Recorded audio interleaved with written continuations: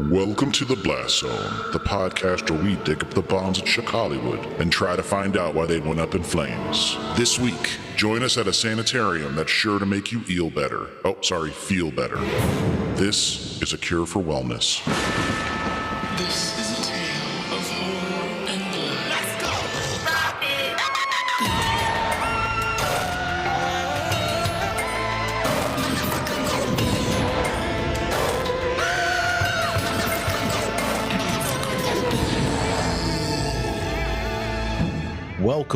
Welcome to the Blast Zone. Welcome to the Blast Zone. We are not a podcast about bad movies. We are a podcast about movies that did badly. That's right. I'm Jon Drake, in-house film critic of my Shudder account. And I'm Ian Dukes. I'm a demon with horns and bat wings and summonings about movies. Movies like a cure for wellness. But before we get into that, Ian, how are you feeling today? Well, you know, the first day of fall is behind us. I am starting to make plans for the holidays, which really feels unfair. Yeah. I could swear I just kicked off 2025 a few weeks ago, and now it's almost all used up. Nothing to do, though, about that, I guess, but make the best of what's left. And probably wouldn't hurt to apply that advice to life in general. Yeah. It doesn't feel very fall-ish. I mean, there are some leaves falling from the trees in New England. Okay. But it was 80 fucking degrees today, and yesterday and the day before that was even hotter. We got a little glimpse of fall a few weeks ago. Every day was in the low 60s, and that was lovely. That sounds nice. But I can't lament the weather too much because in probably the last update in John's Concert Chronicles for a little while, I had the opportunity to head down to historic Asbury Park this past weekend. Ooh, neat. And I saw one of my favorite bands, the Menzingers, play their biggest show ever, their biggest headlining show ever at the Stone Pony Summer Stage. Cool. Great historic venue. The Stone Pony's the historic venue. The Summer Stage, I think, is new. That's like a bigger outdoor space adjoining. Yeah, exactly. Next door, we had some drinks at the Wonder Bar first, kind of bopped around Asbury Park. I don't know if you've ever had the opportunity to check it out, but it's a lot of history there, especially as it pertains to that kind of blue-collar, workman-like rock and roll music that I love. Yeah, that's neat. The interesting thing about this venue, though, I'm going to give the Blast Zone listeners a little tidbit, a little tip. If you're ever in Asbury Park and there's a band you want to see, they're playing at the Stone Pony Summer Stage, but they happen to be sold out, you can literally hear the entire concert very well from the boardwalk. Oh. So it was me and a couple of my friends had tickets. My wife, Jamie, and our friend Kayla did not have tickets, but they were like, yeah, we just sat on the boardwalk and could hear the whole concert. And we knew that was the case because we heard them sound checking, It wasn't even a sound check. They ran through their whole set at 1 PM when we first got there. And I was like, wow, they're playing the record. They're getting everybody ready for the show, getting them revved up. Then my friend Matt was like, no, that's them.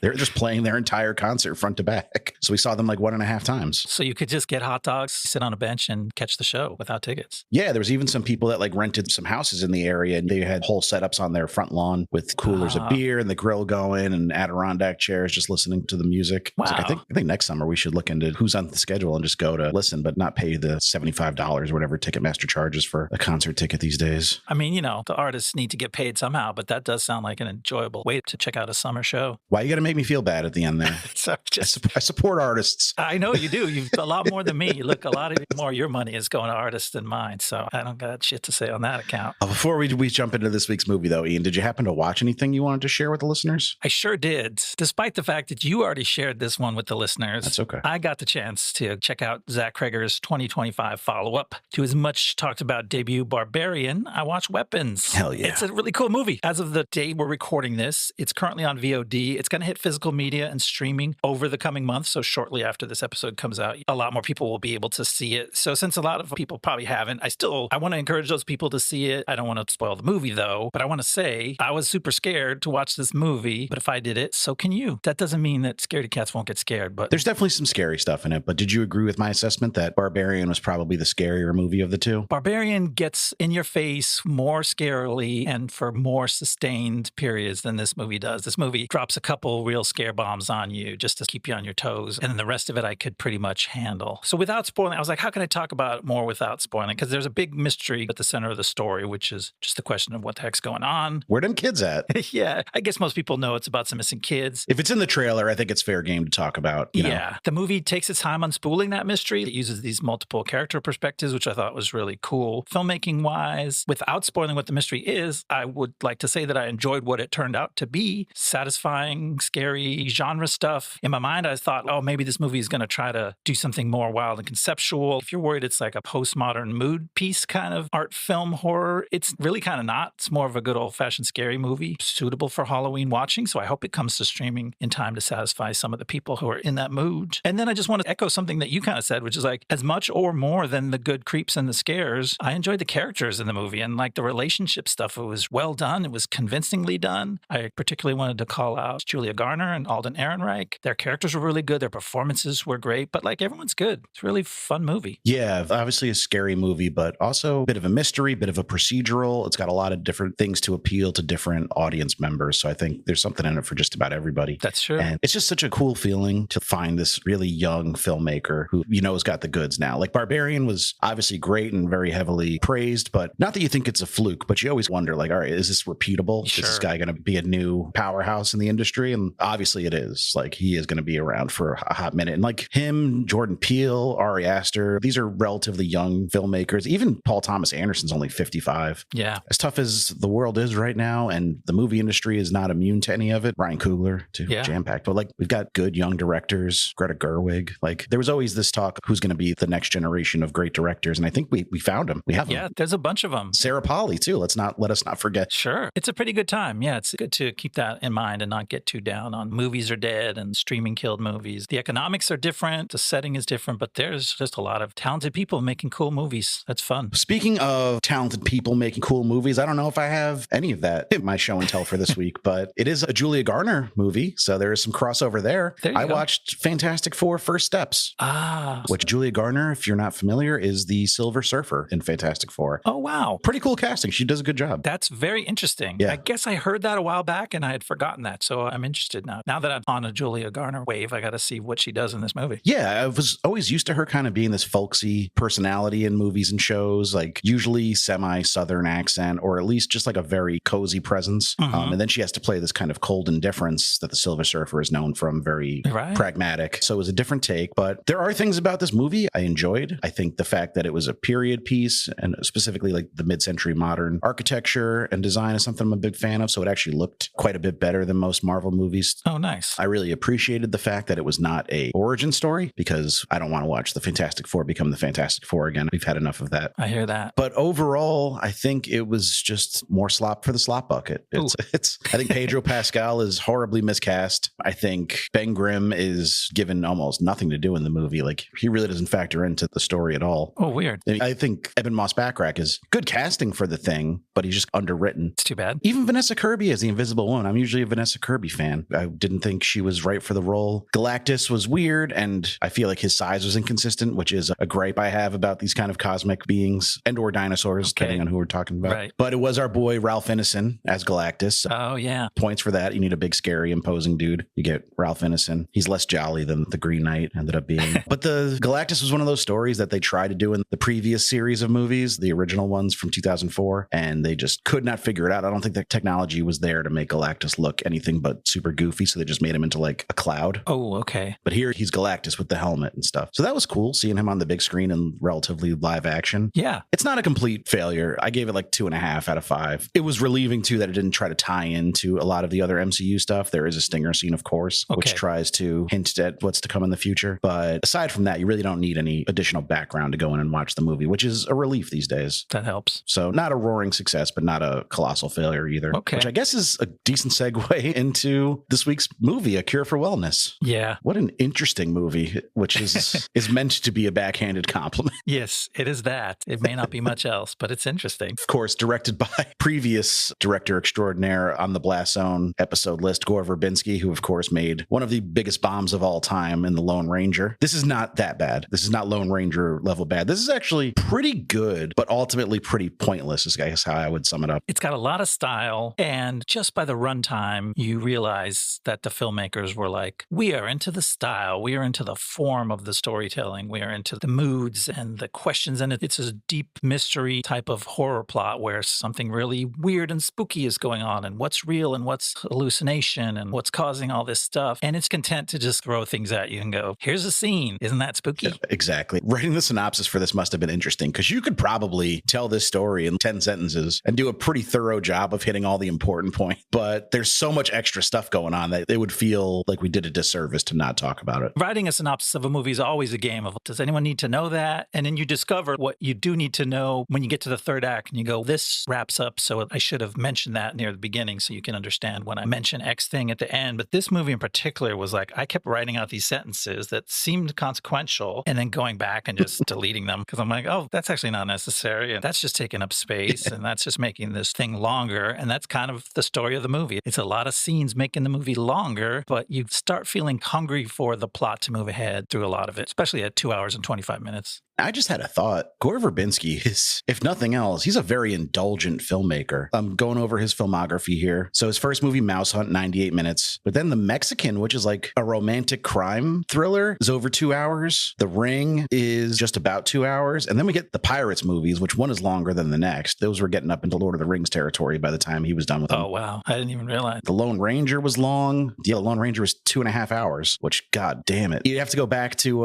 The Weatherman from 2005 to find a Gore Verbinski movie less than 2 hours. What about Rango? Oh, no, he brought Rango in under 2. But that's animated. I feel like you can't. Yeah, you're paying per the second, and you probably just ran out of budget to make that 2 hours. So I think Gore Verbinski might be in desperate need of a good editor. He's certainly a great visual filmmaker. Yeah. Make no mistake. Like, this movie is gorgeous to look at, and there's a lot of really evocative scenes and imagery that will stick with you. But then you'll try to remember how it fit into the story, and ultimately it didn't. There's not very much to know, which I guess in some ways that lets you off the hook. Because with a movie like this, especially if you're like me, your focus is bound to wander, but you're probably not going to miss anything that matters. If you pay decent attention near the beginning while the movie's still fresh, you kind of know what you need to know to make sense of the ending, even though the movie thinks it's very carefully doling out clues and things throughout the middle. It's like, I kind of knew that. Everything you told me a version of that at the beginning. It almost feels like a throwback in the sense that, like, the main mystery of the movie is so heavily telegraphed. It harkens back to a time when audiences weren't so jaded and aware of tropes. Like, when I was watching that, it did strike me as like a real Dr. Jekyll and Mr. Hyde, like evil scientist horror movie from Universal Monster days. But it almost has that sensibility about how to tell the story where you can get away with embracing what's become tropes now because they're so old-fashioned. Yes, the movie does have an old-fashioned aesthetic that way, both in some of the visuals. You know, some of it's very gothic horror. There's a castle on a hill with a village of angry villagers below, and a lot of the scenes are very traditional, but it's doing melodrama. It's doing sort of old-fashioned melodrama in the middle that's there for the sake of just emoting rather than taking you through a complex plot. And a movie like this that has so much detailed imagery throughout, you could accuse it of trying to outsmart you, but that's not really what A Cure for Wellness is doing. Like, it's giving you stuff that doesn't really have any thematic weight to it, and it knows that. So it really is just like, you could shut your brain off and smoke a joint and have a pretty interesting 2.5 hours watching this movie, and you'd be fine. Like, you'd get the broad strokes and you would understand what the movie was generally about. That's true. You'd be kind of upset if you were trying to mellow out during this movie. It will harsh you mellow on at least a couple major occasions, which we'll get to. But you did text me the first time you were watching. You're like, so I'm like an hour into this movie and nothing even like strange has happened yet.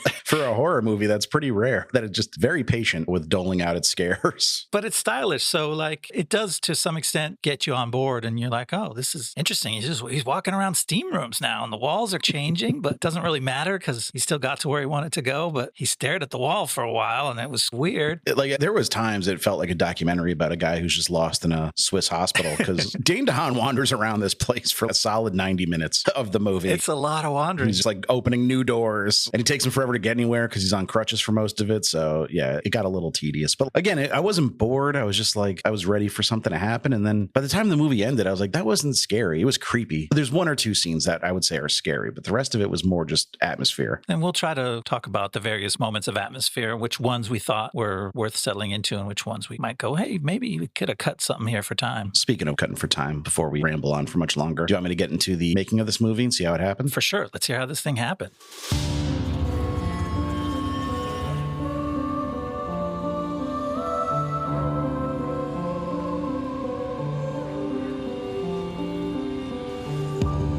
Sometimes a movie is less about the story it tells and more about the fever dream of the person making it. A Cure for Wellness is one of those movies. Directed by Gore Verbinski, it marked his first return to horror since The Ring back in 2002. This was the guy who brought us Pirates of the Caribbean and Rango, a filmmaker who swung wildly between billion-dollar blockbusters and strange little side projects. And this one was very strange. There's no cure for weirdness. Verbinski and writer Justin Haith built the script from scratch, drawing inspiration from Thomas Mann's The Magic Mountain and layering it with German expressionism, Lovecraft, Del Toro, and a whole lot of unsettling water imagery. It is part haunted hospital thriller, part gothic fairy tale, and part what if your dentist waiting room lasted for 147 minutes. Hey, do you guys validate? The production leaned into that European gothic feel. They filmed at Hohenzollern Castle and inside an abandoned German hospital, with sets that looked beautiful at a distance but turned sinister the closer you get. Just like everything in Hollywood. Dane DeHaan spent days submerged in water tanks, with only an intercom between him and Verbinski, while Mia Goth entered what would become her horror queen phase. Jason Isaacs played the resident villain with the same unnerving charm that has defined his career. Even the music was haunted. Hans Zimmer was supposed to compose, but dropped out to do Dunkirk, leaving Benjamin Wallfisch to create a score that's equal parts eerie and oppressive. The vibe was all in on making the audience feel sick, trapped, and watched. If only the movie felt watched. But when A Cure for Wellness arrived in February 2017, audiences wanted nothing to do with it. It opened in 10th place, earning a 42% on Rotten Tomatoes, and was bulldozed by the Lego Batman movie and a week later, Get Out. It made just $26 million worldwide against its $40 million budget, and was yanked from all but about 90 theaters by its third week. And yet, like many of Verbinski's misfires, it has its defenders. Some see it as an ambitious, flawed masterpiece. Others see it as pretentious nonsense. Either way, it is one of those rare studio releases that feels like it escaped from someone's subconscious, fully intact. If you don't count a few missing teeth. For Gore Verbinski, it was the last feature he would release for nearly a decade. For audiences, it was proof that not every director gets to make their Shutter Island. Sometimes you just end up drowning on the rocks. You can't really blame Get Out for steamrolling this movie or stealing its lunch. Nobody knew, Get Out was going to be such a momentous occasion. It certainly did that once it hit. But like you said, this movie opened in 10th place 2 weeks before, so it failed to grab audiences from the start on its own terms. And I don't think the Lego Batman movie was siphoning too much of A Cure for Wellness's audience. No, this is a weird audience. And the fact that it came out in February, which gets called Dumpuary, it's like... Yeah, it's 2.5 hours long, came out in February. It's a little too cerebral to be that kind of like hoot and holler along with the horror movie experience that like can turn a mediocre movie into a fun one. Right. It's trying to be a little more measured, a little more buttoned up than that. So yeah, it didn't really have a built-in audience to target. But like you said, it does feel like Verbinski got his way. And now that you say that, like maybe they could have cut this movie down to like 86 minutes, just featured the gore, the shocking parts, the girl, the young guy, and sold it as more of a good time horror movie. But that's definitely not what came out. No, it's not like Verbinski was riding high either. He was coming off the Lone Ranger, so I'm a little surprised that he had this much oversight on the final product. But it's a relatively small budget, and they probably banked on him at least being able to clear that, considering his recent track record at the time. How is it viewed now? Does it have a lot of fans? I wouldn't quite put it in a cult classic territory yet. It doesn't have that big of a following, but it definitely has its defenders. I was checking out like some YouTube essays about it beforehand and reading some Reddit comments, and a lot of people are staunchly in favor of this movie. That's interesting. I wanted to talk about that for a second because as we're talking, I feel like I'm warming up to the movie after completing my second watch today and being somewhat frustrated with it at a lot of points. A lot of it due to just the sheer length of it. It takes a big effort to get through the whole movie, especially when you're sitting at home and you have the ability to pick up your phone at any moment and distract yourself. But I really like all the main actors in it. I didn't know how much I liked Dane DeHaan. We can talk about him when we get into the story. I knew I liked Mia Goth, but I didn't know she was in this movie till she showed up on screen. Neither did I. And that was fun. And Jason Isaacs is a face that you know from a lot of things, even if I don't really know everything I've seen him in, but he's a great presence when he comes on screen. So for the listeners, evil villain from The Patriot with Mel Gibson is probably his most famous role. But also, we did cover him in Event Horizon not too long. A while back, another Blastober classic. He's really good. So when you walk away from this movie, you can start to forget its moments of possible tedium or frustration or wasting your time with red herrings. You can remember those faces on the screen and go, oh yeah, those were fun, those were familiar, those were enjoyable, and walk away thinking it was a movie that you liked, which I kind of do. I kind of like it too. I'm not trashing it, but like, would you say it's an effort to finish this movie? And I am usually a proponent of watching movies in as many bite-sized chunks as necessary to get through it. But I almost feel like this movie is one you want to do in one big sitting because it sucks you into its vibe. And if you keep stopping and starting that, I feel like it would change the experience a little more than most movies. Harder to get back into that vibe, harder to get into its flow. And it's such an effort to get into it in the first place. You don't really want to give it up. Exactly. Because it's slow and it's quiet. And there's a lot of scenes where it's just like the hero hears a noise and he just kind of stares out into space thinking, what's that noise? And then he goes into the bathroom and he sees the toilet handle jiggling and he stares at that for a minute. And then he stares out the window for a second. And then it comes to nothing. You're like, oh, wow. Okay. Are we calling Dane DeHaan the hero of this movie? I guess he has to be, yeah. I'll make that argument as we go along. I felt like, to me, he became sympathetic. Maybe that was me overcoming just my reaction to his face, which has a certain sinister quality to it. Don't lionize finance bros.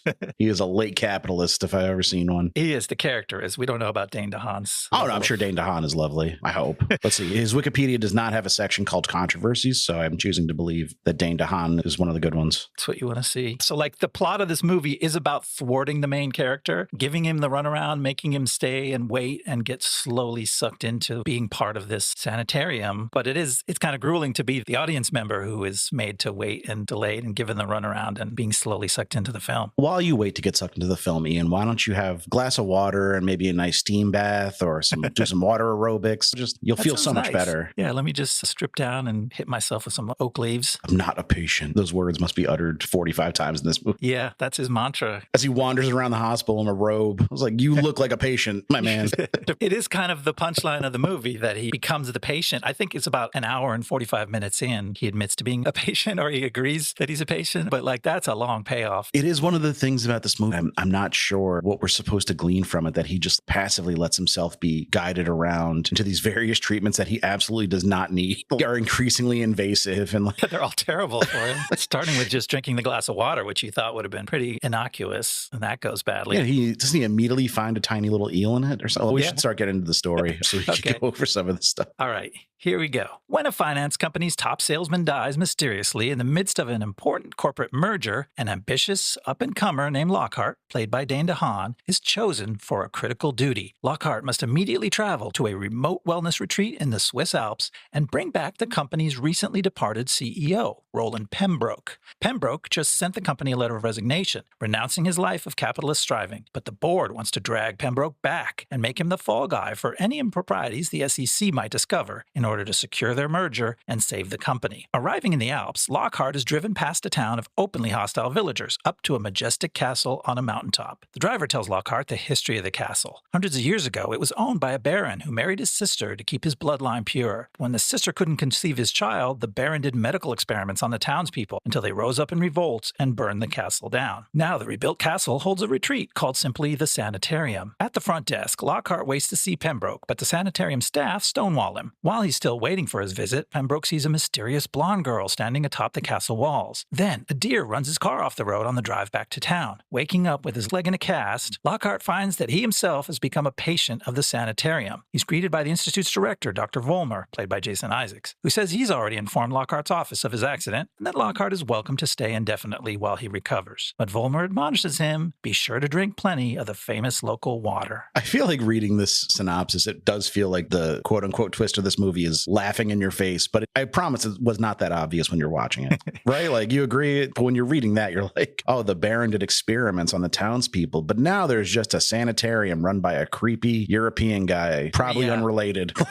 Probably unrelated. I think credit to keeping that under wraps. A lot of that goes to Jason Isaacs. Vollmer looks serious and potentially scary, but he's quite charming and really disarms both the Lockhart character and the viewer. And watching this movie, you're like, okay, he seems reasonable. He has a very valuable skill in this movie of making unreasonable things sound reasonable, which is something you absolutely would need to do to make this whole scheme work. And he nails it. Like, he's credible as the guy who can run this thing, which basically it's a factory that chews up and kills rich people who make a visit there. Feels like somebody would have caught on by it, especially because they're all various like titans of industry from all over the world. What's the one common factor about their disappearance? There's some question because they do all seem to be rich and powerful, because I guess it's really expensive to go there. But at the same time, he does drop hints that like these people were so involved in business that they have no one in their lives. And that happens to be true of the young hero Lockhart as well. That was not a throwaway line. He's trying to explain why this hasn't come back to bite him in the ass yet. Exactly. Yeah, Lockhart they're lucky he didn't have anyone in his life because he's late 20s, right? Early 30s. does not fit the criteria for their usual patients. No, but it goes to show you both why he's successful at his job and why they pick him for this duty, because he wowed the board with whatever account that they mentioned. The Reynolds account or something, I think it was. Something like that. Cryptic financial speak. But then later on, Volmer's like, you have all the symptoms of these old people who drive themselves into an early grave, but it's so far advanced for someone your age. So he's an early success and an early self-destruction. I'd like to know what those symptoms are exactly. Like, he seems uppity. I don't understand. What symptoms does he have exactly? I don't know. They do mention insomnia is about the only thing that they outright acknowledge. Doesn't sleep well, but we can all relate to that at times. Say less, King. Yeah, there are worse places to be slowly milked for your life essence, because this great looking sanitarium. Yeah. Beautiful setting. Verbinski does a wonderful job. He's being driven up the hill, and you first get a glimpse of it from a distance, and it looks like a fairy tale castle. And then you get closer, and there's all these great shots of the car winding through the various drawbridges and gates and then into the big courtyard. And it's quite cool. So that part just makes the movie fun to look at. And who's driving him but Ivo Nandi, who some listeners might know as he played Joe Masseria on Boardwalk Empire. That was a pretty big role. It was a recurring character for a couple seasons. But I know him best as the unnamed Coyote from Justified. And that is our Justified crossover of the week. Justified crossover of the week. Well, I'll be damned. I didn't see that coming, but I liked him. My man stabbed Alan Ruck right in the stomach. I was not expecting to get a crossover this week because outside of DeHaan and Mia Goth, it's a lot of unfamiliar Scandinavian actors. Yeah. But then no, there's Ivo Nandi to the rescue. As in Rico, an Italian name, but he says things like... He curses in Spanish. Yeah. A lot of Spanish curse words coming out of his mouth, so who knows? There's a little heightened reality going on in this movie. He might just be a citizen of the world. It's not clear where he's from, but he does, seeing as like most of the actors that we see in this movie are either stupefied patients in white bathrobes or stonewalling hospital staff in white uniforms. It really gets dreary and plain. And then here's a guy who has some life and some energy, and he gets real with our hero. And he's actually really refreshing each time he comes on screen. You're like, oh, a real human being. Let's chat for a second. He feels like a breath of fresh air when he pops up because he's not on this level. He's not trying to milk anybody of their life essence, essentially. Basically. Nice change of pace. But he could probably stand to focus on the road a little more. It was a tough one to avoid, but this deer jump out of this, like, not even in front of his car, but onto his car.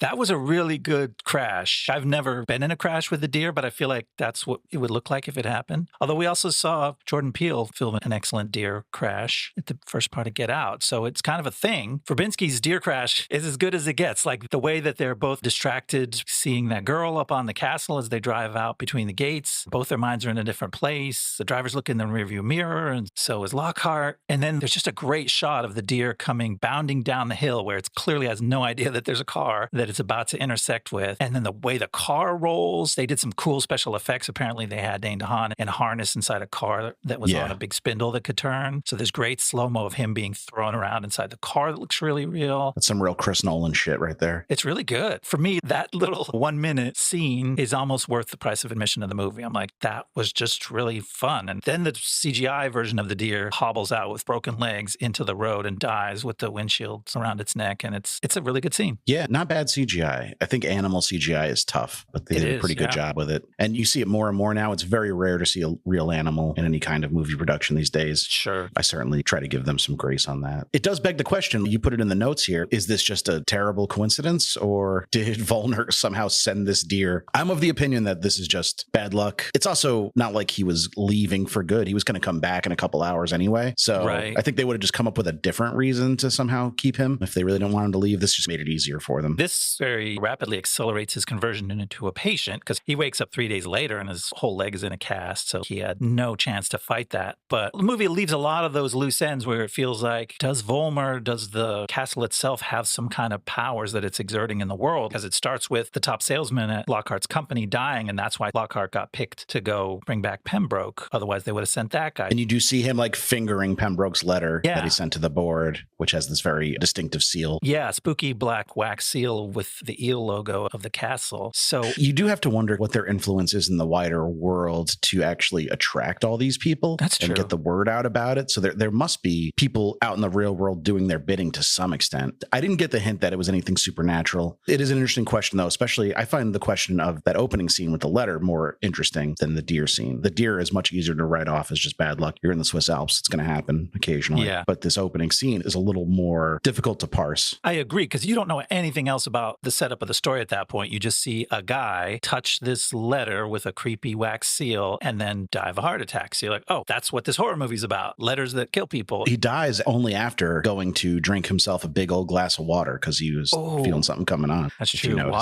Water's definitely one of the themes of this movie. But again, it's just tossed out there. The director's like, maybe that meant something. Maybe it was a coincidence. And they didn't come back to that. In the end, they thoroughly explain the superpowers of the bad guy in a very mechanical way that's almost scientific. It almost could make sense with no supernatural aspect whatsoever. Somewhat. It's a stretch, but it's a movie. But like they didn't go, it's not because the spirit of this did that or somebody released a demon. There's none of that. It's just like a guy did some arcane science. Yeah, it's grounded in its own kind of hyper reality, but it plays by its own rules, which I thought was the better option of the two. You have to do less explaining as the movie goes along, but it does make you wonder if Verbinski or Justin Haith had rabies when they were writing the script because they were like, you know what's fucking terrifying? Water. It's the worst. Doesn't everyone hate water? So, no, we love water. How many cans of seltzer I go through during one recording? Thankfully, they're all sealed and you don't have to worry about eels. True. We want to talk about Dane DeHaan a little bit before we move on to Act 2. I'm a fan of his now. I didn't know him from anything except I think Chronicle was the thing that I knew that I'd seen a whole movie with him. And there he's like the ultimate bratty, unlikable kid. So I was prepared to not like him. And then I ended up liking him. That's not true. You have seen him in 000. Oh, right. He's a big part of that cast. He's one of the 000, by the way, for the listeners. I would love to recommend it to you. There's actually no way to watch it anymore in America. No.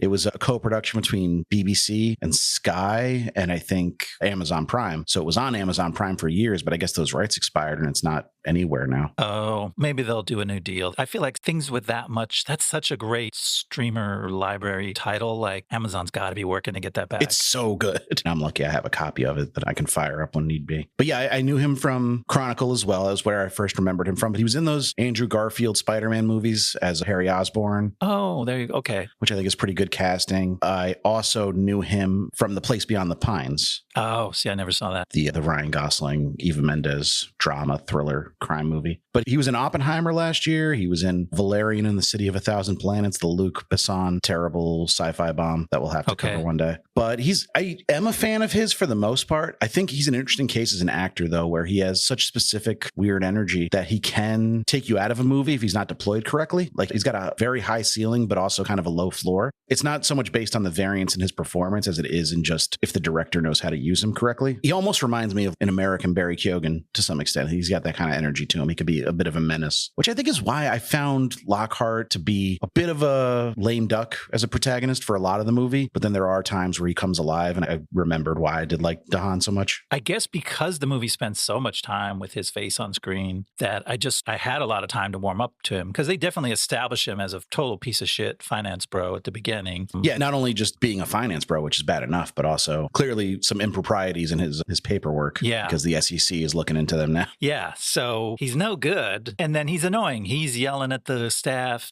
I'm here to do a thing and you can either get with the plan. He's just a grade A jerk, but he's so put upon. And maybe it's just that. Maybe it's just once you start dunking him in eel tanks, I'm like, hey, that's my buddy. Stop treating him like that. And I came around on him. Yeah, the punishment does not fit the crime. He really goes through it more than most patients here, even, I imagine, or at least on an accelerated timeline. That probably makes it feel worse. They run him through the ringer. The one thing about the movie's chronology that confused me was when his mom actually dies. Oh, yeah. They were kind of fast and loose with that. Because he has a whole scene with her where he's like, I'm up for a promotion at work. So that makes me feel like that's pre all of this. But then I have to go on a trip for work. It's like, I thought he already got the promotion because he's got the fancy new office already. And the assistant and his old friends from the job come by and he's like, don't forget us when you're up here. Yeah. I wasn't really sure if the movie was maybe being intentionally opaque about when that all went down. But his mom does die at some point in the first act. Yes. They show it as a flashback while he's already at the sanitarium. So it can't occur chronologically when it shows in the film, but it is confusing because she sends him off to the sanitarium. It's an important plot point that she gives him this little ballerina that she painted because he hands it to Hannah. Hannah hands it back to him. It actually affects the plot.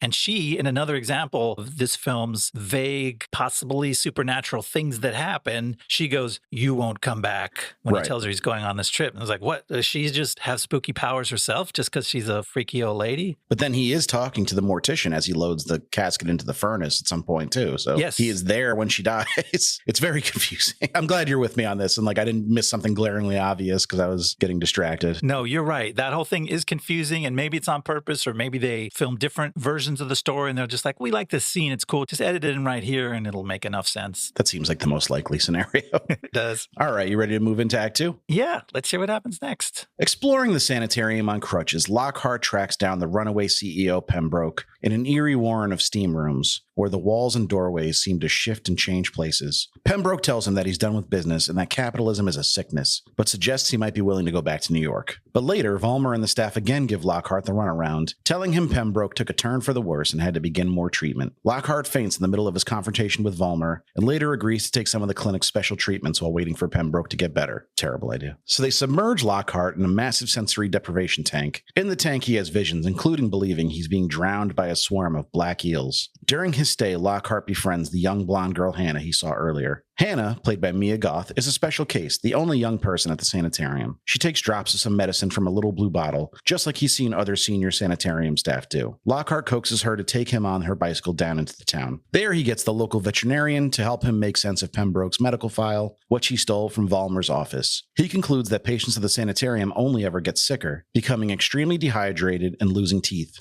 In the village tavern, he gets Hannah to try her first beer, but local punks start trouble until Vollmer shows up to break up the fight and take them back up the hill. Back at the sanitarium, Lockhart begins to lose teeth himself. Plus, he's having a hard time distinguishing reality from hallucination as he explores the forbidden levels of the facility and discovers patients trapped in various tanks and chambers. And when the staff catch him trespassing, he's punished by having his tooth drilled out with no anesthesia. The next day, Lockhart stows away in a car back to town. He goes to the town police chief and presents his case that evil deeds are being perpetrated up at the castle. Unfortunately, the chief is in league with Vollmer, so Lockhart is once again taken back to his room at the sanitarium, now with little remaining hope of ever being able to escape. It is so easy to escape. Just like, instead of taking you to the one town where everybody knows Vollmer, just drive 10 miles further to a different town. Keep going. It's all downhill. If you're on a bicycle, all you have to do is... You don't have to be on a bicycle. He gets Enrico to pick him up at some point. Oh, that's true. Drive me further away than the next closest police station. Yeah. It's so easy to escape. He's still determined to bring Pembroke home is part of the problem. He's not looking to go home. He's looking to go home with Pembroke still. That's true. That's a very valid plot justification for why he can't leave. That at this point, he's still the finance bro and he's still trying to do right for his career at the company. I'm starting to feel like the movie maybe does not have the most positive view of capitalism. It doesn't. I mean, you can tell from the start when like the world of capitalism is all strangely tinted green. There was a full-on like Fight Club vibe to strange colors in the downtown. And it was clearly an ominous place, not wholesome. And then the movie explores all this stuff about capitalism. But like a lot of the movie, by the end, you realize that's actually not the story. Like personally for Lockhart, he lost his father at a young age. And you later find out that Pembroke knew his father. His father worked for the company. They treated him really badly. He committed suicide when things went south financially. Pembroke lectures on about how bad capitalism is, which he's realized during his time at the sanitarium. But that's not what Vollmer's trying to do. He's not trying to bring down capitalism. Vollmer's our villain, but he's not concerned with money at all either. So you can't even argue that he's another arm of like the capitalist regime. He's outside that he just fight. wants power. He's not on either side. Yeah. He's got a very personal shit he's doing. He gets money to fund his personal project, but he's not a capitalist and he's not an anti-capitalist. It feels it's not tacked on because it's so important to Lockhart's view of the world, and we'll get to it at the end. The movie ends on a capitalism themed note, but it's sort of this parallel theme to everything else that's going on in the actual plot of the movie that, again, gets you feeling distracted and a little bit like not sure what to think about as you move through the story. Maybe feels like it was tacked on in a second draft of the screenplay, and they were like, oh, by the way, let's make it anti-capitalist too. Yeah. And you know me, I'm all for that. I think it's great. But like most of the anti-capitalism boils down to just making all the hardcore capitalists in the movie just giant fucking assholes. Yeah. And that's how the movie, like when your boss asks you if you've ever had a 12-inch black dick in your ass, like everyone at this firm who's a partner is just the biggest piece of garbage you could ever hope to encounter. And that's how the movie's being like, see, money's bad. You could probably explore this a little deeper. But what about eel-tainted water? We're trying to get the idea that eel-tainted water is bad, and now you're talking to us about money. Now it feels like they're arguing for deregulation, like defunding the EPA or something. but I don't know. We're arguing against it, rather. They don't seem to think that eels in the water is a good thing overall, the filmmakers that is. Yeah, you would think that the Swiss definitely need to send some inspectors up to the town water supply. It's real dubious. Speaking of the town, like you said, it's real easy to get out of that cat. There's no guard. You can let yourself out of the gate, as Lockhart and Hannah do, but they don't go any further than the town because there's nothing else in this particular fictional world for them to go to. Town's got a great big old bar, though, like nice tavern for such a sparsely populated area. I was surprised at how nice the tavern was. They didn't try to make it look like run down and like dirt floor or anything. Like, oh no, this is a place I would hang out. It's got a dartboard. It's got a up-to-date jukebox with all kinds of good music in it. Which, like, Hannah's just got to be pressing buttons on the jukebox, right? Like, she doesn't know what music is or like who any of these bands are. She's just hoping something she can dance to comes on when she does her another scene that you're like, why is this in the movie? It seems so out of character for her. That was all mood and atmosphere. And you're right. She just found out what a beer is, which doesn't make sense. They're drinking and eating all kinds of fine foods and drink in the dining hall at the sanitarium every night. We see that later. So it doesn't quite make sense that she's like, this is beer? Oh, this is fun. And then she's like, this is jukebox. And she confidently goes in and like picks out a song. But she's never heard of those artists. She has no idea what she's doing pressing those buttons. It would be hilarious if a bluegrass song came on when she's trying to like do a sexy dance, but she doesn't know what any of the songs are. So like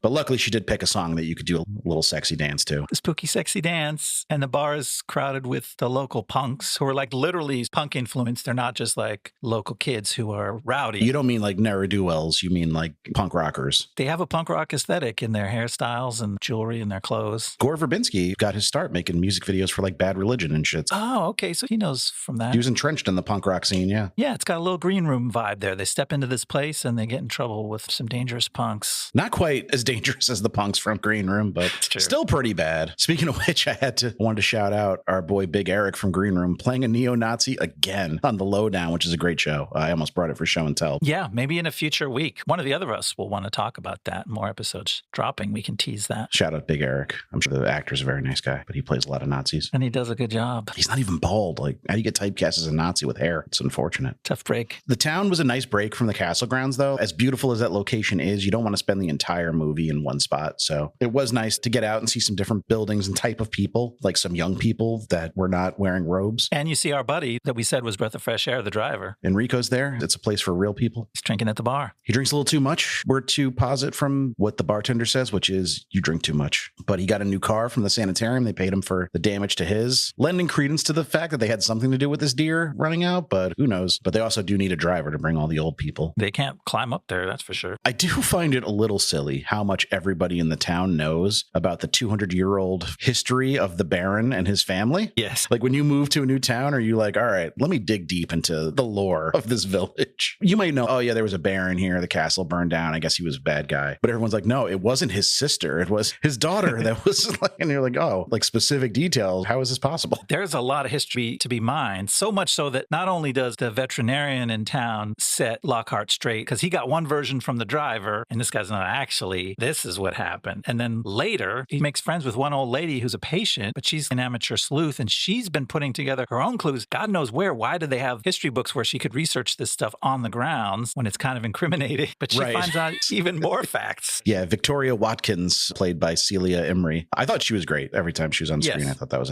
she's very chipper for somebody who's being slowly dehydrated to death. And nice for Lockhart to have a friendly face and someone to help him figure out his conspiracy theories until they do away with her eventually. But like we said, the main complaint about the movie is the later clues. Everybody's doing all this clarification. Like the driver gives them the one download on there was a Baron, he buried his sister, they burned the place down, and then everyone's like, no, she wasn't sick, she was infertile. No, actually, she was pregnant. No, actually, they took the fetus out of her. And it's like, okay, you've sort of narrowed this down a little bit, but like, we're just as informed at the end of the movie as we were at the beginning the first time that Enrico told us stuff. This could have been like a big speech from Vollmer right before the shit goes down. We didn't need this kind of Charlie Day with the board and the red yarn kind of thing going on that we're doing. The whole movie, in essence, is just nitpicking the details on this one legend that we learned near the beginning. Again, like this movie is dealing in the kind of hyper reality that it wants us to get on the level with. So it almost feels besides the point to like nitpick things like that, but it's just funny to me. I think you're right. And talking about hyper reality, this is the middle of the movie. I guess we got both of the major Lockhart torture scenes included. The first one being the sensory deprivation tank. Brother, that does not look like a good time. Yeah, that's not torture when it starts. That's supposed to be one of the helpful treatments. But it still looks like torture even before the eels show up. Yeah, Yeah, like you said, it's 20 minutes like that? That's crazy. it's not realistic. Like sensory deprivation tanks, if you know anything about them from listening to Joe Rogan before he went evil. He probably still does them, so you could listen to him after he became evil and learn about them. That's true. You could still listen to him if that's your choice. But he was super into those. That's where I learned about him. And you have a minimal amount of water because even with the smallest amount of water you can come up with, you've got to put 50-pound bags of salt in them to get the buoyancy that you need to float like that. But no, they've got him in a huge tank. It's this big Gothic black steel tank. It's 20 feet tall. It looks badass. Yeah, like it's a great looking set. But like, why submerge him 20 feet deep and leave no air at the top of the tank? Like, it's like designed to kill you if you Start hallucinating. To be clear, there is a guard or an orderly there to help him, but he's a little distracted. He's straight up jorking it. He is. Which another scene that is just ill-explained. A nurse comes out, flashes this orderly some tit, and he starts jorking it. You get the vibe they've done this before. This is not a new experience for either of them. That's their little thing. She teases him and he gets off. But like, he's really into it. He ignores all the buttons and dials, and the graphs are going crazy, showing his like heart rate is about to explode. Exactly. And he doesn't care. He's just preoccupied. And even if he wasn't so preoccupied, they already showed that they're like, if you're feeling uncomfortable, knock on the glass and we'll let you out. It's and fucking soundproof. That, like, it's soundproof. You can't hear shit. The whole thing is totally unreal. It's absolutely insane. Between that and like the extremity of the weird sex tease thing that's going on, I realized it felt more like a music video than a scene in a movie that advances a story. It's just a bunch of weird, harsh images that you're like, oh, dude, that was trippy. Yeah, if you put like a Tool song over that whole scene, I'd be like, all right, Tool's got a new music video out. Yeah, very solid music video. They actually built this tank and it looks awesome, but it does look like a medieval torture device and less of a therapeutic thing. Yeah. It's crazy though. Drinking eel water makes you hallucinate eels. Who knew? I guess that's what's going on, right? We know it's degenerating their bodies and it's dehydrating them, but it's also fucking up their brains. Yeah. And I guess their brains are trying to tell them. He sees eels all over the damn place. Sometimes they're real, sometimes they're not, and sometimes we're to determine for ourselves, I guess. And usually, yeah, it doesn't matter. Like maybe that was real, but... So the way I understand it, to boil down the whole scheme here, is that the eels are toxic to humans, but if you take the sweat from somebody who's had a lot of eels, then you can take that diluted version that's been filtered through a person, and it's not toxic to humans, and it makes you live forever. Does that sound right to you? I like that. I didn't connect that it was specifically a sweat thing. I knew that they were sort of filtering through people, quote unquote, but it does make sense because they've got them in those sweat boxes, and they're always like in very tense situations when they're doing this and extracting the stuff. That is my least favorite scene in the movie, but it's in Act 3, so I'll save it. Okay. Before we get to my second least favorite scene in the movie, which is the fucking drill scene. Oh my God. Forced dentistry like you've never seen. It's really horrific because they're binding him to the chair. They're putting gleaming chromed steel devices in his mouth to hold his mouth open. And they just fucking go at him. It's rough. Yeah. Almost no blood. It's not gory, but it's terrifying and horrifying. Yeah. Probably the most viscerally, like teeth are just such a sensitive subject for so many people that I imagine they knew exactly what they were doing with that. For a movie that I do think is a little light on scares for a horror movie, they do know how to bring it a couple of times. They do bring it. I might argue at the end that they bring certain things too hard, and it's you kind of didn't work your way up to the harsh stuff. And this is one where we've seen a lot of very quiet, mild scenes, and all of a sudden is it just a close-up, extreme like I had to cover my eyes even on the second watch. Extreme close-up on a drill, just drilling through his front tooth from the front, just like absolute torture type of procedure, not at all like dentistry gone wrong, like just evil. And I was like, that was too intense. I think it's also so jarring because it feels like a huge escalation for the violence of the sanitarium employees. Like they've been trying to maintain this illusion of professionalism up until that point. That's and true. This is just such a mask off moment for them that like it does shock you. But they've been so mannered, even when they're like, they are torturing him, but they're doing it with a veneer of plausible deniability. Yes, until now. Even then, Dr. Vollmer tries to paint that veneer back on because he's like, we don't believe in anesthesia here. It interferes with the cure. And we know that the human body is capable of ignoring any level of pain. But it's a pretty thin excuse. I like that we both used veneer. We're talking about teeth getting removed. Oh, damn. Because in Act 3, Dane's got some chompers, buddy. Lockhart's got a new set. This institute has got a really good veneers guy that's just churning them out. Is he really good, though? I feel like he makes them a little too big. Like, I mean, they're a little exaggerated. Almost all veneers are a little too big, but I don't know if I could stand that, taking that trip to Turkey, doing the veneers like one does. But is everything just cheaper in Turkey? I know people go there for the hair transplant a lot of the times. Yeah, it's the same thing. It's medical tourism where you can get get some expensive dentistry done cheap. Oh, the hair transplant, that ship has sailed for me, but if I ever need veneers, it's good to know. As much as I'd love to have those big white chiclet teeth, I don't think I could take it. We used the term chiclet teeth pretty recently too, didn't we? We're talking about in the last episode or the one before. Can't remember. All right, you ready to take us home? Yeah, here we go. Stuck in the sanitarium, Lockhart's mind is clouded with visions, but he's still trying to get to the bottom of things. He breaks into the catacombs beneath the ancient part of the castle, where he finds a creepy old science lab and an underground aquifer. There he witnesses the desiccated corpse of a patient get dumped in the water to be devoured by eels. Meanwhile, upstairs, Hannah, who has just gotten her first period, wades into a pool and is surrounded by eels, but they don't attack her. Lockhart rushes to confront Volmer over what he's just seen, but once again he's foiled when the entire dining hall full of other patients take Volmer's side against Lockhart and help to subdue him. Then Volmer places Lockhart in a new device where living eels are forced down his throat. After that, Lockhart seems to be docile and brainwashed like the other patients. But on the eve of a big event at the castle, Hannah pays Lockhart a visit, which reignites a spark in him to shake out of his trance state. That night, Dr. Volmer holds a fancy ball, which turns out to be a prelude to Volmer's grand wedding ceremony to Hannah. Up in his room, Lockhart finally connects all the clues to the deep mystery of what's really going on here. Volmer is actually the Baron von Reicherl from the old stories. Eels on the property have an extraordinary longevity, and the Baron has kept himself alive for 300 years by inventing an extract of the eel's essence, which he filters through the bodies of his human victims. Even worse, Hannah is his daughter, who, as a newborn, survived the peasant attack centuries ago, but never learned of her past or her relationship to the Baron. Knowing all this, Lockhart goes back to the catacombs, where he catches Volmer about to rape his daughter. Confronting Lockhart, Volmer peels off his face to reveal the horrible, disfigured face of the Baron. But Lockhart starts a fire and sets Hannah free in the confusion. A fight ensues until finally Hannah steps up and kills her father with a shovel blow to the head. The fire rises, consuming the whole castle, just like it did ages ago. Lockhart and Hannah escape on her bicycle, stopping for a moment when they collide with a limo carrying Lockhart's bosses up the hill to search for him in Pembroke. But Lockhart ignores his boss and rides off grinning into the night with Hannah. That's such a strange scene because I feel like it's been so long since we've checked in with the New York side of this story that when they show up, they feel like people from a different movie. They are. They act like they're the stockbrokers from a 90s movie, like the evil villains in a sort of cartoonish way. Like a Glengarry Glen Ross situation. But we'll talk more about them later in the ending. What do you think his bowel movements were like for a few days after getting roughly 1,000 eels force-fed into his belly? It's hard to say. I was having hallucinations by that point in the movie, so I don't know if that was real. He doesn't know if that was real. Like, you can't really shove a tube down a guy's throat the way that Volmer did with Lockhart and pump him full of eels, can you? We just saw it happen, so I think you can. No,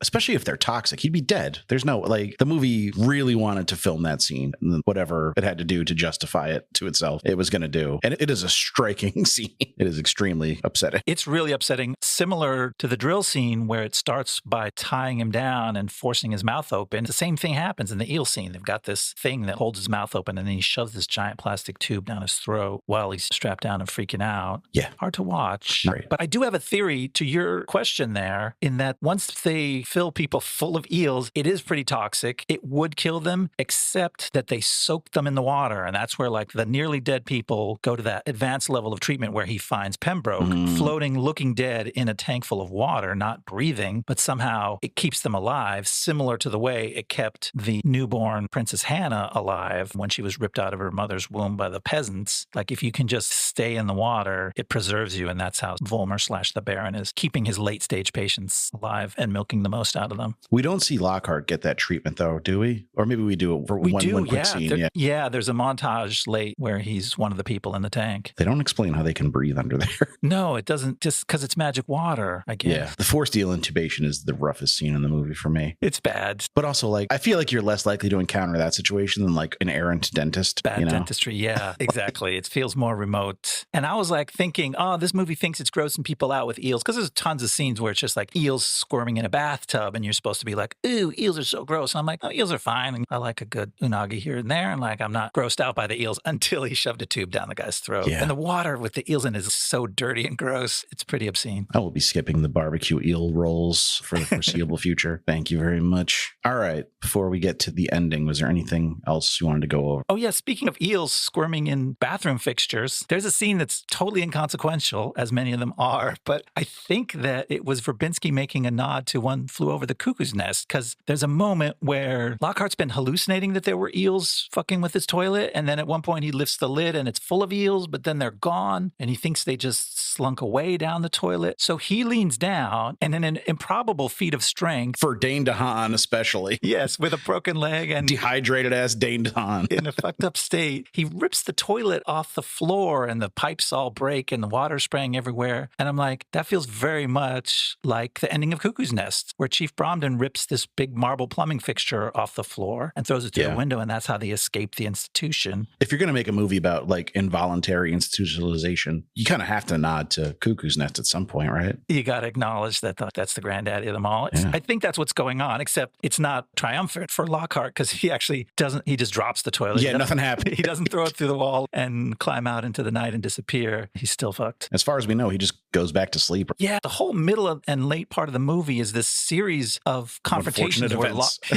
Lockhart keeps thinking he has the upper hand, so he keeps confronting people as the police chief. It's Vollmer in the dining room, and he keeps losing. Like, he keeps getting sent back to his room, and it's like, one more time, buddy. You're a patient here. Stop thinking you're anything better than that. You want to know what's fucked up about One Flew Over the Cuckoo's Nest? That Brad Dourif was in it. Yeah, a very young Brad Dourif. That's crazy. Like, Jack Nicholson was obviously in it, but he also strikes me as like a very old man now. But Brad Dourif to me is still like in his like 50s, and I know he's not, but he can't be.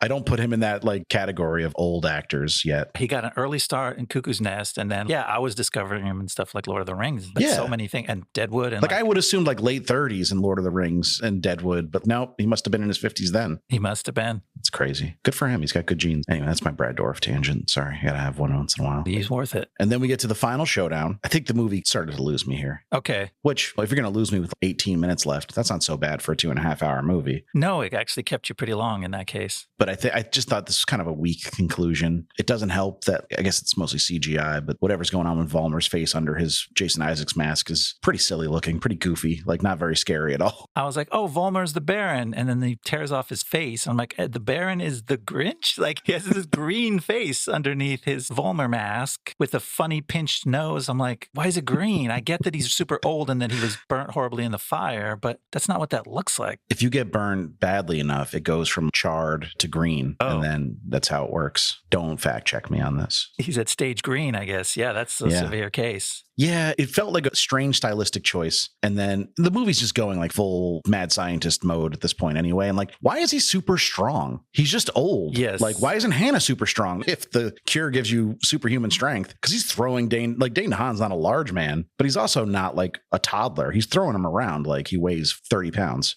Dane DeHaan gets thrown into a lot of shit in this movie. That's the one sort of fight scene move. The punks throw him into 2 tables in the bar, just really brutally hard. And then at the end, the Baron throws him into a bookshelf and a cart and down a flight of stairs really fast and hard. Incredible resilience. The Baron learned like all the big man maneuvers at the WWE training facility. He's just like throwing dudes. But the movie never really explains why he has superhuman strength. It doesn't. It's part of those vague supernatural powers. Although I was going to say maybe Hannah has a little bit of super strength because she buries that shovel pretty deep in her dad's head. True. That's not that easy to do for a young lady. Yeah, like a shovel's not a blade either. It's not that sharp. You'd really have to swing it with some oomph to bury it in a dude's head. Especially when he's taller than you. You don't get any of that kind of downward momentum. Yeah, no, she full on muscled that in there. It's true. All right, maybe she did get... All right, so at least they're consistent that everyone who does the cure gets super strength. I mean, it's curious. She's in this gray area where it's like, is she a 14-year-old? She acts like a young girl. She just got her first period. And obviously, like, I get the idea that she developed super slowly because she was on anti-aging miracle drug since she was a newborn. Like the instant she was born, she was on this thing. So that's why 300 years later, her body's only 14, but she's been around 300 years. She's not the new kid on the block exactly, but she still acts like a child. And then the movie gets really in what I think is one of its semi-unearned levels of cranking the brutality up. They show a lot of the Baron just being an absolute ghoul, tying his daughter up and preparing to sexually assault her. Yeah, it's a very dark turn for a movie that's been pretty buttoned up about its horrors. Yeah. And I get the idea of justifying that your villain is super evil and needs to be killed and has earned his comeuppance from his daughter. But at the same time, they use it as an excuse to take Mia Goth's top off and show her topless in the scene for a while. I'm like, oh, that feels a little tacky. That feels a little tasteless when you think about the scenario that we're in. Like, it's literally showing a sexual assault. So it's not the kind of movie that can be like, oh, we're showing you this because it's real and we're a gritty movie. Like, you haven't been a gritty movie this whole time. I don't know what you think you are, but it was a little icky. Not terrible. I mean, but yeah, not terrible, but certainly unnecessary. But then come to find out that Mia Goth just be getting naked in every movie, apparently. Maybe that was her call. Who knows? it could have been. I mean, they definitely knew they had an actor who wasn't shy about that. What's going to happen to Hannah now? Is she going to rapidly become 200 years old if she stops taking the cure, or is she going to start aging at a normal pace? I wonder. That's a good question, because there's a semi-happy ending. Right, they get away. She rides off with Lockhart. She's got only that one little vial of the blue drops around her neck. When that runs out, what's going to happen? They're not making any more now. That's the whole thing's burned out. Exactly. And they have this problematic age gap in that he's 28 and she's 300. So that's awkward. That is awkward. The internet's going to be all of Twitter. I did like he gives a real maniacal grin to these fucking idiots from his job. He's like, actually, I'm feeling much better now. And then just like the goofiest smile. I liked it. Showing them veneers. And it's a real Dane DeHaan evil smile. It's not like a joyous smile of a man who's finally cast off the yoke of capitalism and found his inner harmony. It's like he's going down this hill to kill somebody. It's a really weird, but it's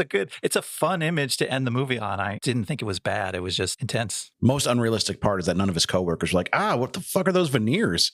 Why are your teeth 2/3 bigger than they used to be? What have you been doing here, buddy? You were supposed to bring back the boss and you're getting dental work done. What's crazy isn't this all 5 or 6 days this happens in? Yeah. No, it might have been a little longer, but it couldn't have been longer than like 10. Yeah, not much longer. I saw somebody was complaining like, this guy's leg seems to be broken forever. I was like, it's been like a week. I know it's not actually broken, but yeah. And then you find out it was bruised, which explains why he could so comfortably hobble around the hospital from day one. He just gets up out of bed and starts getting on this leg that's horribly broken, because it's just in a cast. That's not how broken legs typically work. It doesn't, like, once it's in a cast, you're like, it feels fine now. Yeah. But we don't really know what he's got planned for the future. I would gather not much. I don't think he's got any long-term goals at this point. He's got no money. He's got no clothes. He's got one bicycle and a 300-year-old girlfriend. He's just excited to go back down to that bar and get another beer. Looks so crisp. I bet it was a Pilsner. Looked like a real Pilsner moment. All right, that's a cure for wellness. Do you want to talk about where some of these people ended up? I'm curious, you could say. I don't remember if we did a full Verbinski retrospective when we did Lone Ranger, so I was going to cover his career a little bit. Like I mentioned, he started with Mouse Hunt, which was a hit comedy with Nathan Lane. Oh, right. Then he followed that up with The Mexican, which was Julia Roberts, Brad Pitt, and James Gandolfini. It made a little money, but it got pretty mediocre reviews. I remember people being disappointed with it. That's a great cast. Check it out just for that. Yeah, wasn't that an early debut for Gandolfini? Yeah, I think that came out right around the time The Sopranos was starting. Real ball knowers knew him from True Romance already. Oh, but yes. Okay. Yeah, his roles were few and far between in big movies like that at that point. But then after that, he did The Ring, which was a massive hit, made $250 million on a $50 million budget, and is still a banger of a scary movie. Did you ever catch The Ring? No, I was always too scared to try that one. That movie, 2002, I was 16, 15. That was probably like the last movie that gave me nightmares. Yeah, that sounds like it's perfectly positioned to get you. Yeah, there's one scene very early on that anyone who's seen The Ring will know, but it's like a flash cut jump scare moment that is absolutely terrifying. And I skip it when I go back to watch it. Like, I still like that movie and I watch it. I think it's great, but I will fast forward through that one scene. Wow, that's powerful. Yeah. So Verbinski, he can do the scares, is what I'm trying to say. Yeah, he's got some juice. But then he would do franchise territory. He did the surprise smash hit, Pirates of the Caribbean, Curse of the Black Pearl. I think it's easy to forget now that the Pirates of the Caribbean is such a juggernaut that people were shitting on the concept of doing a Pirates of the Caribbean movie back then. It was like if you were doing like it's a Small World After All movie. Like, we don't need that, but it was a banger. Yeah. You a big Pirates fan? I was into it back in the day. I was like, these are fun, when I could still appreciate Johnny Depp, appreciate the high-spirited comedy action of those movies. They were pretty good. Next, he would follow up with the 2005 dark comedy. Now, this one I would say is a cult classic, but also a bomb, so stay tuned. We might cover this one. The Weatherman, starring Nick Cage. Love that one. Don't know it. That's a nice little movie. It felt like he just needed a break from all the big special effects laden stuff, because then he would do 2 more Pirates movies in 2006 and 2007. Both massive hits. Dead Man's Chest made over $1 billion, and then At World's End fell just short of that. That was the final Pirates movie he would make, and the last one that made any goddamn sense. Okay. 2011 saw the critically well received animated Johnny Depp vehicle Rango, which I know our boy Chris Ryan of the Watch podcast is a huge fan of. Okay. Made $250 million, but wait, it had a $135 million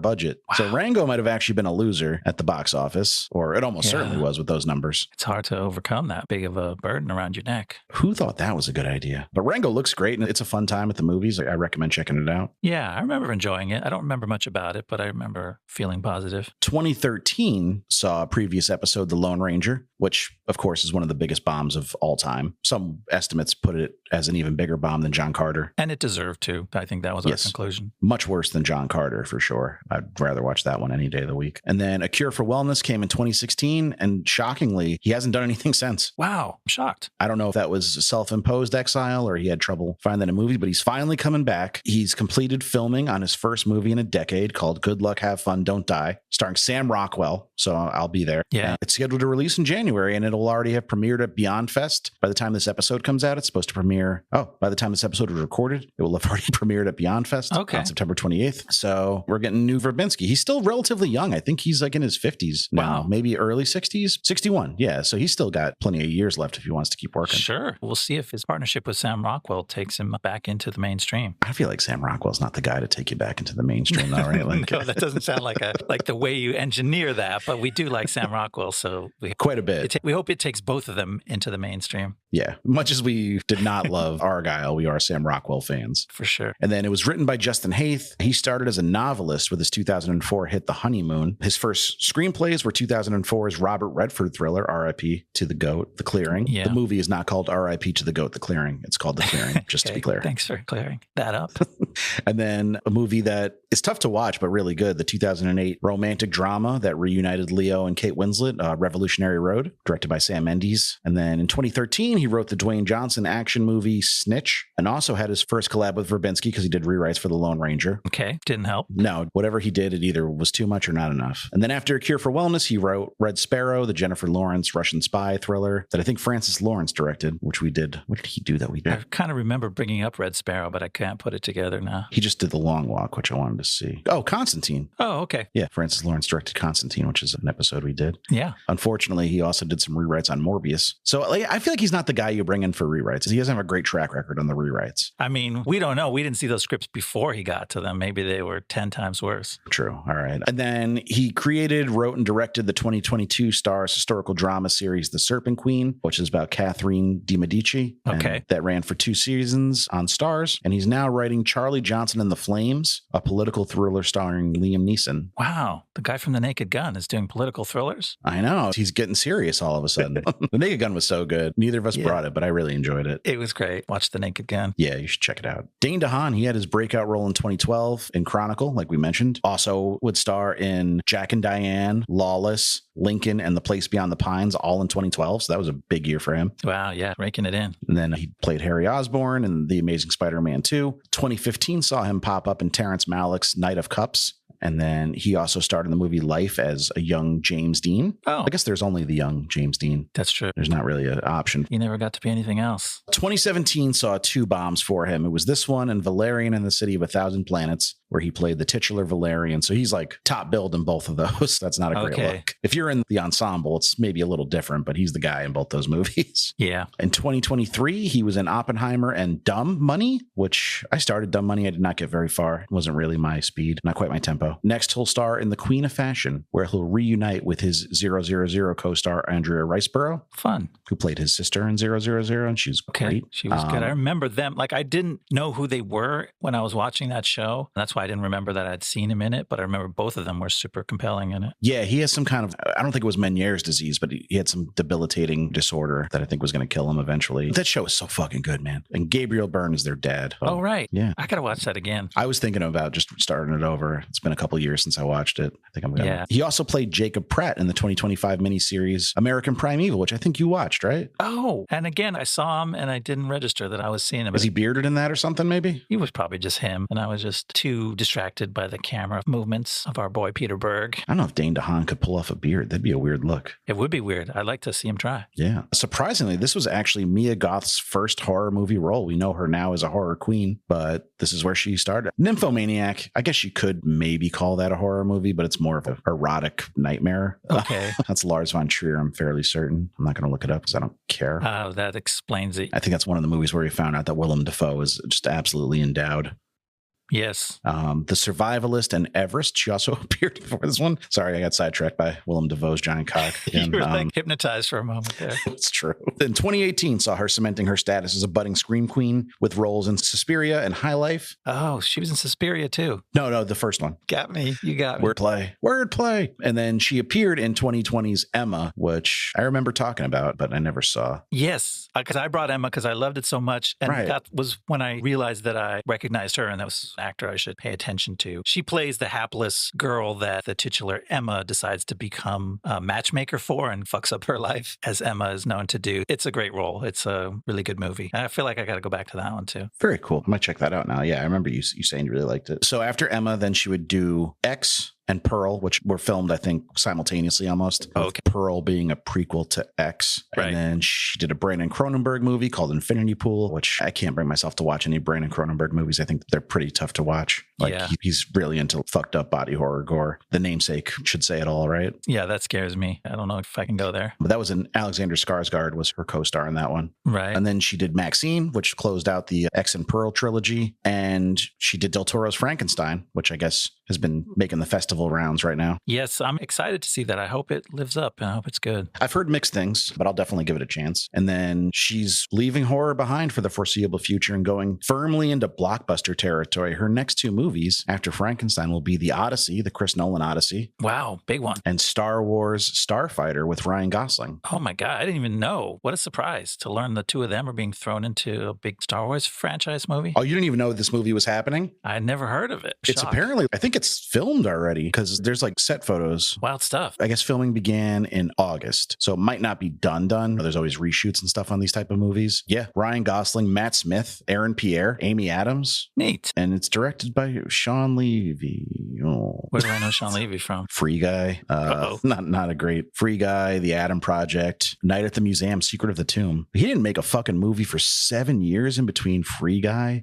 Night at the Museum, Secret of the Tomb. Jeez. He also directed Deadpool and Wolverine, which, let's be honest, I'm pretty sure Ryan Reynolds directs those movies at this point. Okay. I enjoyed that one, but that's the only one I can see as a standout for Levy. We'll try to keep our hopes up for the new Star Wars. Ryan Gosling in a Star Wars movie, that could be interesting too. I know. Like, that's my dude. I want to see what he's doing. Just a quick note on Jason Isaacs. He's continued his reign of terror as one of the top villains in cinema. He's been working a ton. He's been in projects like Mass, The Death of Stalin, Honey Bunch, Words of War. He has 6 movies right now in some stage of production. Cool. A Winter's Journey in post-production, and Victorian Psycho is filming. Oh. I wonder what that's about. I wonder. And then he's been busy on TV. He appeared on Sex Education, The Great, and was a standout on season 3 of White Lotus. Oh, nice. But I think he had some beef with Carrie Coon. So, I got to ride for our girl Carrie. There's on-set drama. That's unfortunate. I hate to hear that. Yeah, I got to take Carrie's side and everything. Sure. Sorry, Jason. Yeah, sorry, buddy. I don't think it was like real beef. I think she was complaining that like he didn't learn his lines ahead of time, so it slowed down like filming. Oh, okay. But apparently that's just how he operates. Like he likes to learn stuff. Actor beef. More about the method, not like he's a bad person. That's good. Okay, I'm glad to hear it's nothing too serious. All right. We've been given hints for the next episodes, so I'm going to continue that, even though I kind of fucked it up and said A Cure for Wellness was a 2016 movie. It premiered in 2016, but it got a theatrical release in 2017. Oh, okay. Thanks for clearing that up. So any listeners that were trying to hunt down this movie, I apologize.